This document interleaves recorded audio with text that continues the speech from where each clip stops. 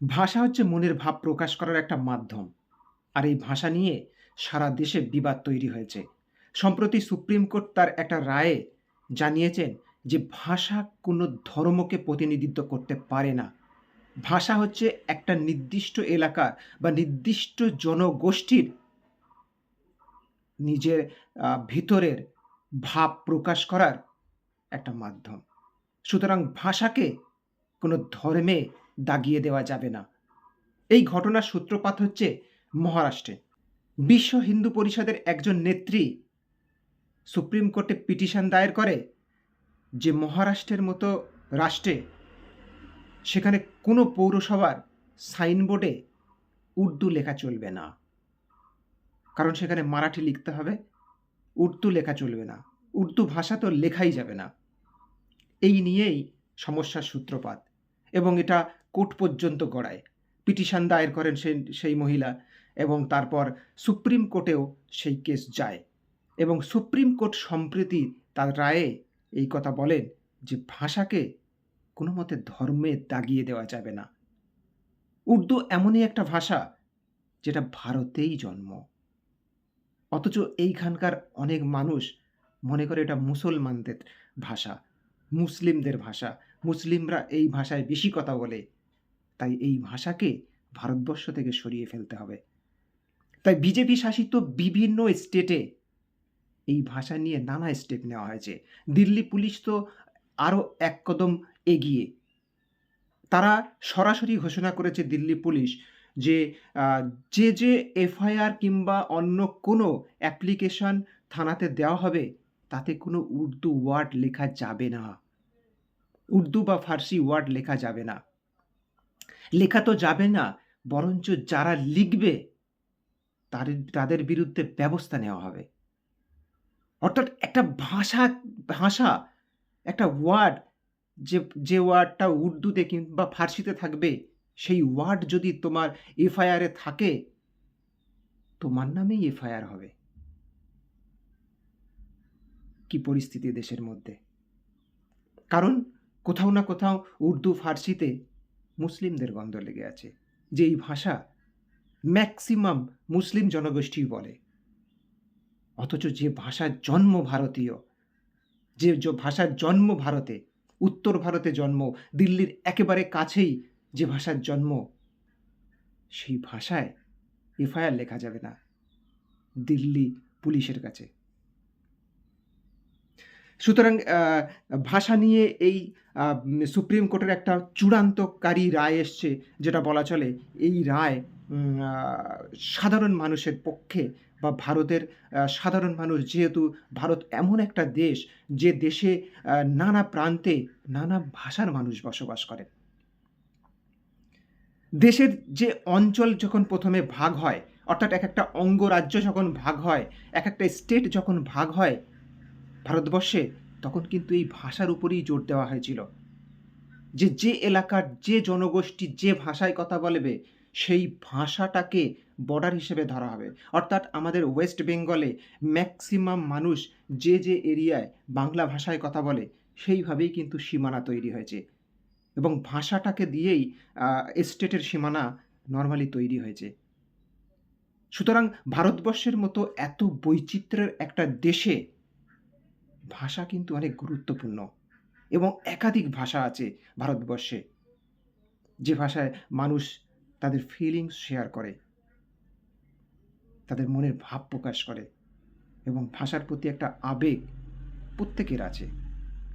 মহামান্য আদালত বলেছেন সুপ্রিম কোর্টের যে মহারাষ্ট্রের মতো জায়গায় ঠিক আছে, মারাঠি শব্দ লেখা যেতেই পারে, মারাঠিতে সাইনবোর্ড, পৌরসভার সাইনবোর্ড লেখা যেতেই পারে। কিন্তু যে এরিয়ায় দেখা যায় ওই মহারাষ্ট্রের মধ্যেই, যে এরিয়ায় ম্যাক্সিমাম আ ভা উর্দু ভাষায় কথা বলে। একটা পৌরসভার আন্ডারে আ দেখা যায় আমাদের স্টেটেও অনেক জায়গায় যে সেই পৌরসভার ম্যাক্সিমাম মানুষজন উর্দুভাষী। অর্থাৎ উর্দুতেই তারা স্বাচ্ছন্দ্য বোধ করে এবং প্রত্যন্ত মানুষ উর্দু ছাড়া কোনো কিছুতে কথা বলতে পারে না বা পড়তে পারে না। তাহলে সেই এলাকায় পরিষেবা প্রদান করার জন্য যদি পৌরসভা উপরে ইংরেজিতে এবং তারপরে যদি উর্দুতে কিংবা মারাঠিতেও থাকে, তারপরেও যদি একটা উর্দুতে লাইন লিখে দেয়, তাহলে দোষের কি? কারণ এই এরিয়াটাতে পার্টিকুলারলি ওই ভাষার মানুষ বাস করে। তার জন্য পৌরসভা উর্দু ভাষাতেই সাইনবোর্ডটা লিখেছিল। সেটা পছন্দ হয়নি আরএসএসের এই মহিলা কর্মীর। তাই তিনি কোর্টে গিয়ে পিটিশন দায়ের করেন এবং বলেন মহারাষ্ট্রের সমস্ত জায়গা থেকে, সমস্ত সাইনবোর্ড থেকে কিংবা যেকোনো সাইনবোর্ড থেকে উর্দুকে সরাতে হবে।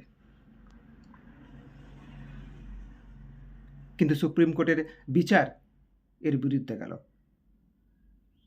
যে যদি পার্টিকুলার কোনো এরিয়ার মানুষ কোনো একটা ভাষায় কথা বলে, তাহলে পৌরসভা সেখানে পরিষেবা প্রদান করার জন্য, পরিষেবা প্রদানের সুবিধার জন্যে তাদের বিভিন্ন প্যাড কিংবা বোর্ড লিখতেই পারে সেখানকার ভাষা।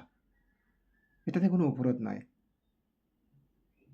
আর উর্দুর মতো ভাষাকে দাগিয়ে দেওয়ার প্রয়োজন কি আছে?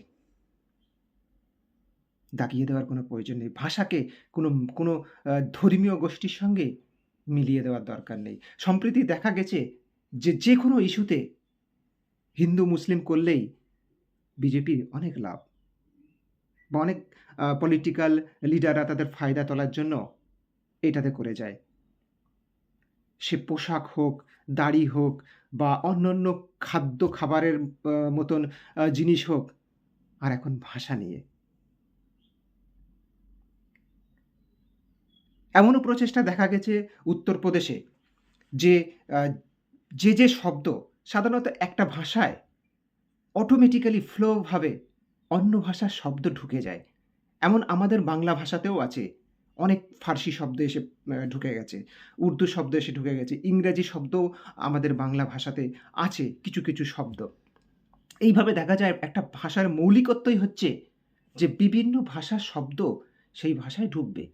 একের পর এক আ দিন যেতে, যেতে বা একটা ভাষা যখন উন্নত হয় বা একটা ভাষা যখন আরো ডেভেলপ হয়, তখন কি হয় অন্যান্য ভাষার শব্দ সেই ভাষায় প্রবেশ করে। এমনই হিন্দি ভাষাতেও অনেক শব্দ আছে যেখানে উর্দু এসে পৌঁছেছে। যেমন আদালত কথা। এই আদালত শব্দটাই হচ্ছে উর্দু শব্দ। উত্তরপ্রদেশ সরকার এই শব্দকে উর্দু শব্দকে তাদের ভাষা থেকে সরিয়ে দেওয়ার চেষ্টা করছে। আদালতকে তারা ন্যায়ালয় লিখতে শুরু করে দিয়েছে। আদালত আর লিখবেই না। তো এইভাবে যে শব্দ উর্দু থেকে এসছে, তাদের এস্টেটের চিন্তাভাবনা শুরু করে দিয়েছে, সেই উর্দু শব্দ হটিয়ে দিতে হবে এবং সেখানে সংস্কৃত থেকে আসা শব্দ যদি থাকে বা হিন্দির কোনো পরিপূরক শব্দ যদি থাকে, সেটা রাখবে, আর নইলে সংস্কৃতের কোনো শব্দ এসে ঢুকিয়ে দেওয়া হবে।